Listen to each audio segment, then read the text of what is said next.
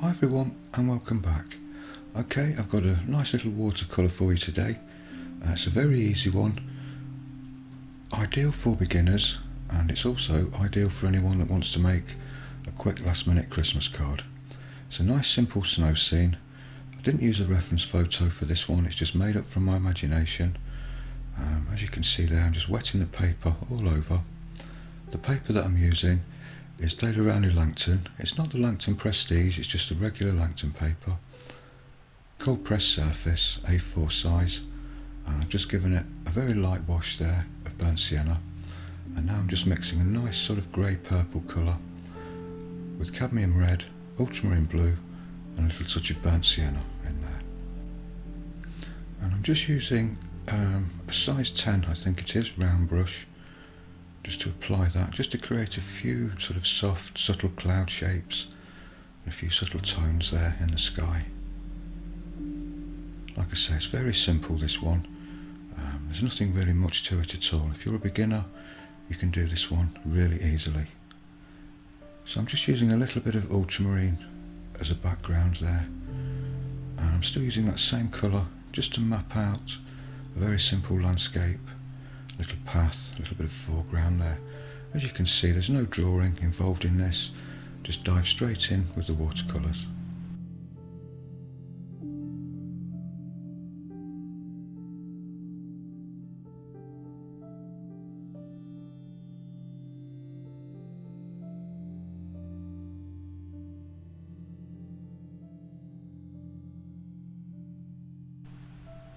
And now, while the paper's still wet, I'm just using a light mix of burnt umber with a touch of Payne's grey in there, just to dull it down a little bit.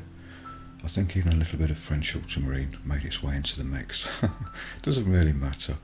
You know, it's a very sort of easy-going kind of painting. It doesn't matter if the colours mix together a little bit. We're just making this up.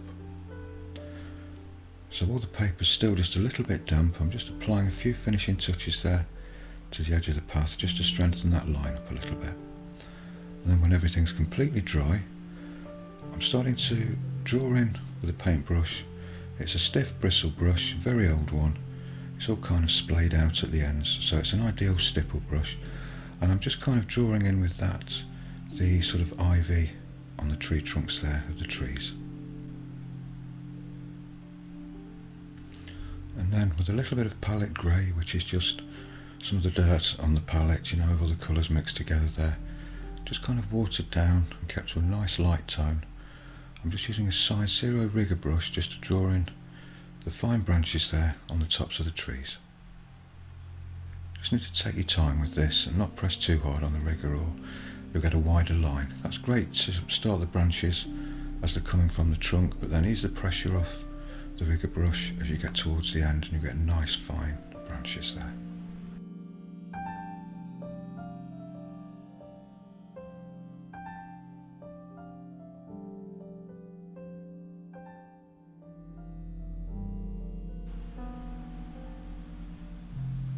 Now, it doesn't take long to do this painting. It's only took me about 40 minutes. Obviously this is only an 8-minute video, so you're not seeing every step of the way here. But there's enough information here for you to follow along if you want to. But if you want to have the full lesson, that's available over on my Patreon channel, and I'll leave links to that in the end screen cards and in the description below as well.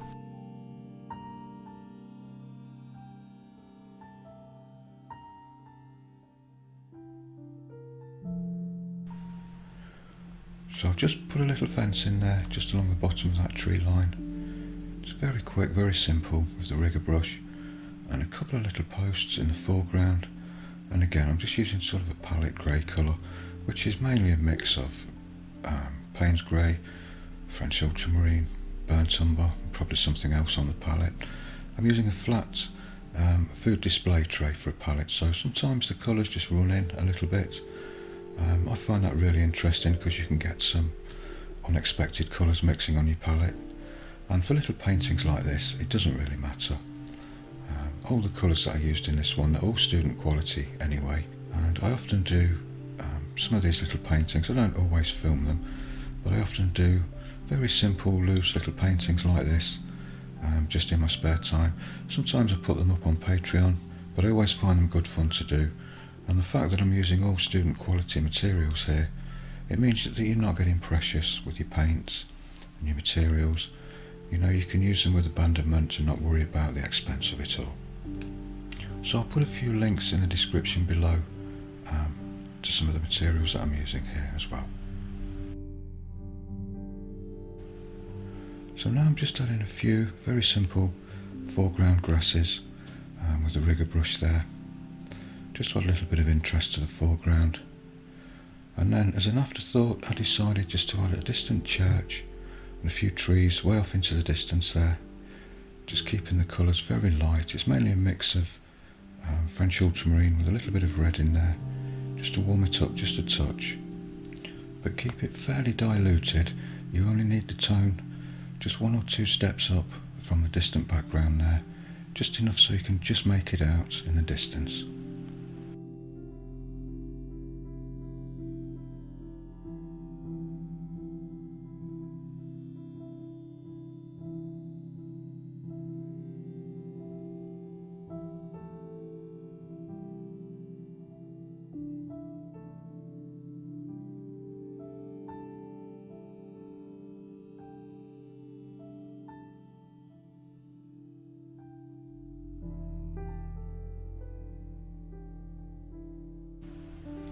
And then I decided just to add a little bit more tone to this foreground area here.